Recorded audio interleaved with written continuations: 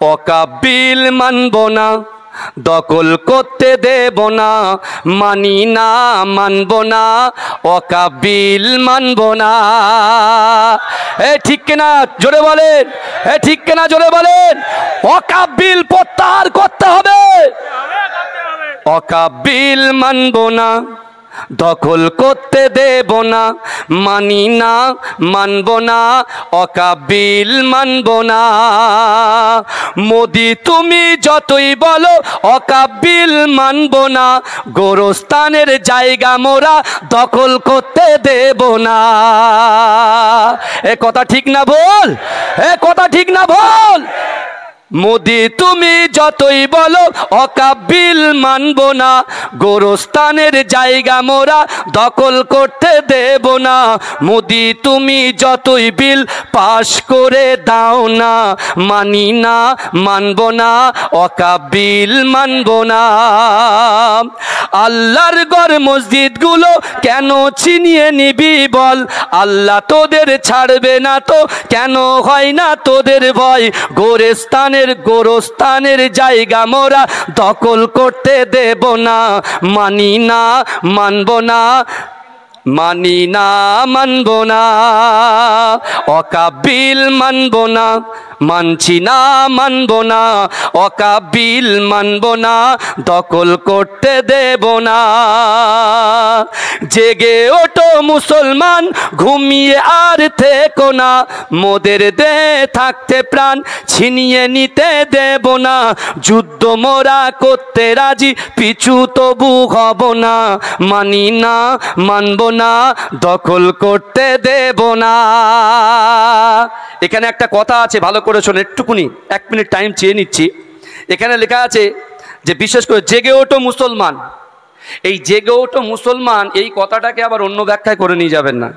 আমরা জাগতে হিন্দু ভাইদের বিরুদ্ধে জাগতে বলিনি, আমরা খ্রিস্টান ভাইদের বিরুদ্ধে জাগতে বলিনি, আমরা জাগতে বলেছি ওই সকল যুবকদের যারা আজকে বাড়িতে শুয়ে আছে। আল্লাহর কোরআন বলছে বান্দা আহাসিবান নাসু আইতুরাকু আইয়াকুলু আমান্না ওয়া হুম লা ইফতানুন। আল্লাহ বলছে বান্দা তোমরা যারা ঈমান এনেছো তোমরা কি মনে করো আমি আল্লাহ তোমাদেরকে ছেড়ে দেব? ওয়া হুম লা ইফতানুন, আমি আল্লাহ কি তোমাদের পরীক্ষা করব না? তাই আমি আপনাদেরকে বলতে চাই, কারোর ভোট ব্যাংকে আমরা আঘাত করতে চাইনি।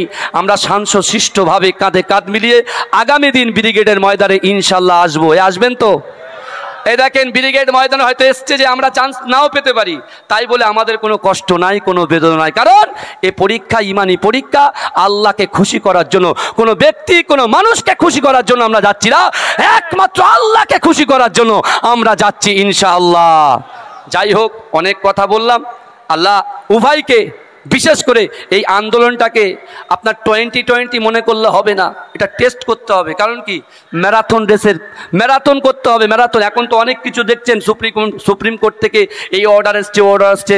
যতক্ষণ পর্যন্ত এই বিল প্রত্যাহার না করবে ততক্ষণ পর্যন্ত বাংলার আপা জনগণ, বিশেষ করে আপামর জনসাধারণ, যুবক ভাইরা, রাসূলুল্লাহর উম্মতিরা ইমানি দায়িত্ব হিসাবে আমরা গর্জে উঠব ইনশাআল্লাহ। বলুন না ইনশাআল্লাহ। আর ভারতের পতাকাকে আমরা সম্মান করি। ভারতবর্ষ জিন্দাবাদ, ভারতবর্ষ জিন্দাবাদ, নারে তাকবীর। মুজাদ্দেদ জামান দাদা হুজুর জিন্দাবাদ, মুজাদ্দেদ জামান দাদা হুজুর জিন্দাবাদ, ছাত্র ঐক্য জিন্দাবাদ, নারে তাকবীর। আপনারা দেখতে পাচ্ছেন বর্তমান পার্লামেন্টে যে সরকার চলছে, মোদি সরকার প্রত্যেকটা জায়গায়, প্রত্যেকটা রাজ্যে একটা কওমকে লক্ষ্য করে যেভাবে কোন ঠাসা করার চক্রান্ত করছে, আমি সেই সরকারকে বলতে চাই, সেই মোদি বাবুকে বলতে চাই, আপনি দেশের জন্য, দেশের উন্নতির জন্য যদি মুসলমানদের কাছ থেকে রক্ত চান, আমরা রক্ত দিতে রাজি আছি। আপনি দেশের জন্য, ভারতবর্ষের জন্য যদি অর্থ চান, আমরা মানুষের দ্বারে দ্বারে গিয়ে অর্থগুলো আপনার কাছে তুলে দিতে রাজি আছি। কিন্তু শুধুমাত্র মসজিদ, মাদ্রাসা, ঈদগাহ, খানকা, কবরস্থান নেবার জন্য, যে কোন ঠাসা করার জন্য মুসলমানদেরকে আপনি অ্যাটাক করছেন, আমরা সব দিতে রাজি আছি, কবরস্থান দিতে রাজি নয়, মসজিদ দিতে, মাদ্রাসা দিতে রাজি নয়, মসজিদ দিতে রাজি নয়। জোরে বলেন ঠিক কিনা? কারণ আমাদের প্রফেট হযরত মুহাম্মদ মুস্তাফা সাল্লাল্লাহু আলাইহি ওয়াসাল্লাম নিজেই বলেছেন, দেশকে ভালোবাসা ইমানের অঙ্গ। আজকে যখন আমরা সেই ওয়াকফ কালা কানুন নিয়ে রাতারাতি যে ওয়াকফ বিলটা পাশ করা হলো, তারই বিরুদ্ধে আজকে মুসলমানদের সেন্টিমেন্টালে যারা আঘাত করেছে, আজকে মুসলমান যুবকেরা আপনার প্রত্যেকটা জায়গা থেকে, প্রত্যেকটা গ্রাম থেকে, প্রত্যেক জেলায় থেকে যে সকল যুবকগুলো এই জান্নাতের বাগানে বিশেষ করে আল্লাহকে রাজি খুশি করার জন্য আজকে আমরা এই পনেরোটি ময়দানে হাজির হয়েছি, বিশ্বাস করেন আমি আপনাদেরকে বলতে চাই, কোনো প্ররোচনায় পা দেবেন না, কারুর কথা শুনতে যাবেন না।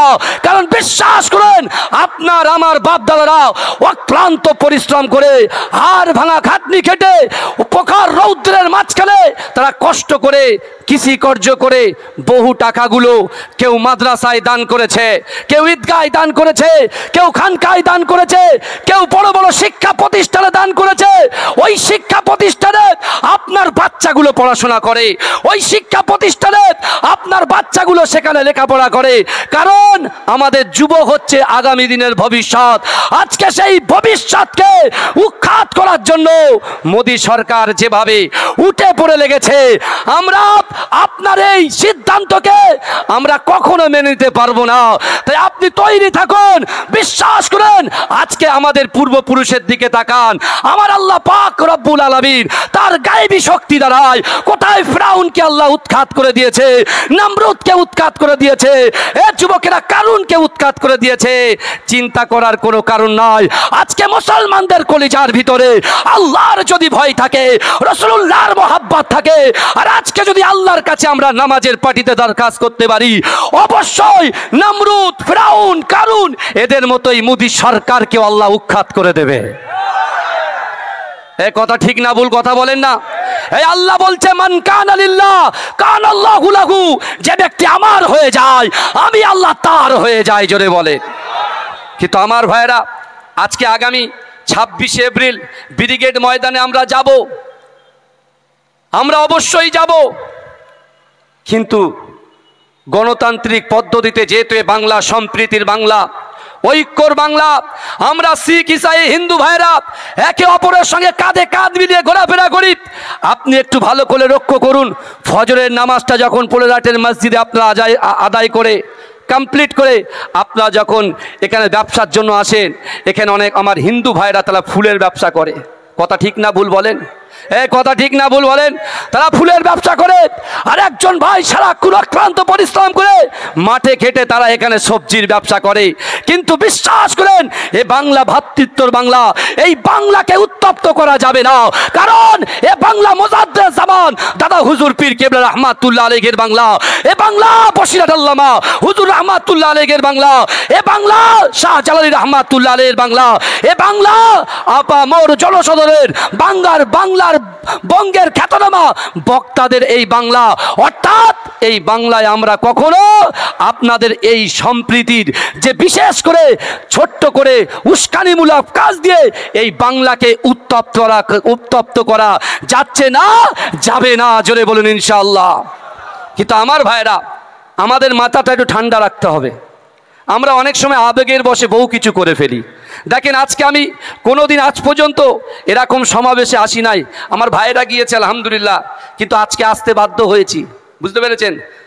আপনারা জানেন রাত্রে করে জলসা করি আমরা সবাই এখানে আছি, অনেকে জলসা জুলুস করি। তা জলসা জুলুসে গিয়েও কিন্তু আমরা এর প্রতিবাদ আমরা সেই ডে 1 থেকে, যেদিন থেকে এই জলসার ময়দানে নেমেছি সেদিন থেকে বলে আসছি। কিন্তু আমার ভাইরা, একটা জিনিস মনে রাখতে হবে, আজকে আমরা যারা এই জান্নাতের বাগানে এসেছি, বিশেষ করে এই যে বিপ্লবী জায়গায় এসেছি, আজকে এই দেশকে বাঁচানো হচ্ছে আমাদের নৈতিক কর্তব্য। কথা ঠিক না ভুল? কথা বলেন না? আপনারা শকুন থেকে বাঁচার চেষ্টা করেন। যদি বলেন কেন শকুন কি, একজন শকুনের বাচ্চা সে তার বাপকে বলছে যে আমি একটু মানুষের গোশত খেতে চাই, আমি মানুষের গোশত খেতে চাই। শকুন চিন্তা করছে কি করবে, কারণ আল্লাহ তো কোরআনে আমাদের ইজ্জত দিয়েছে। আল্লাহ বলছে ওয়ালাকাদ কাররামনা বানি আদম, আমি আল্লাহ বানি আদম সন্তানকে ইজ্জত দিয়েছি, সম্মান দিয়েছি। আল্লাহ কিন্তু আমাদের বিবেক দিয়েছে, ভালো করে বুঝবেন, বিবেক দিয়েছে। তা শকুন কি করছে, চিন্তা করছে, মখলুকাতের সেরা আল্লাহ ইনসানকে করেছে, মানুষকে করেছে। শকুন চিন্তা করছে কি করা যায়, কি করা যায়, কি করা যায়। তা তখন শকুন কি করলো, এক টুকরো গরুর গোশত নিয়ে, বুঝলেন, মন্দিরের সামনে ফেলে দিলেন। আর শুকরের গোশত খাওয়া হারাম মুসলমানদের জন্য, তখন ওই শুকরের গোশতটাকে এক টুকরো এনে মসজিদের সামনে ফেলে দিলেন। ব্যাস, এবার হিন্দু মুসলমান লড়াই শুরু হয়ে গেল। আমরা আবেগের বসে বলছে এই করেছে, ও বলছে ওই করেছে, দ্বন্দ্ব শুরু হয়ে গেল। তারপরে কি মারামারি হলো, 2-4টে লাশ পড়ে গেল। ব্যাস, তারপরে শকুন কি করলো, ঠান্ডা মাথায় সেখান থেকে মানুষের গোশত নিয়ে তার সন্তানের কাছে গিয়ে দিয়ে দিচ্ছেন। তখন বলছে এত কিছু করলেন, বলে দেখো মানুষ কত বোকা, মানুষ কত বোকা। কারণ তারা আগে পিছে, কথায় আছে ভাবিয়া করিও কাজ, করিয়া ভাবিও না। এ যুবকেরা বিশ্বাস করেন, তাই আমি আপনাদেরকে বলছি, এ লড়াই, আমাদের এই আন্দোলন কোনো হিন্দু ভাইদের বিরুদ্ধে নয়, কোনো শিখ ভাইয়ের বিরুদ্ধে নয়, কোনো ইসাই ভাইয়ের বিরুদ্ধে নয়। আমাদের এই লড়াই বিশেষ করে মোদী সরকার যে রাতারাতি যে আইনটা পাশ করেছে, এই আইনটাকে তিনি সংবিধান বিরোধী কাজ করেছে। এই সংবিধানের বাঁচানোর লড়াই করার জন্য আমরা সকলে এই পোলেরাটের ময়দানে একত্রিত হয়েছি। কথা ঠিক না ভুল? কিন্তু আমার ভাইরা, মোদি যতই লড়ুক, আমি আপনাদেরকে বলি ভালো করে শোনেন একটা জিনিস,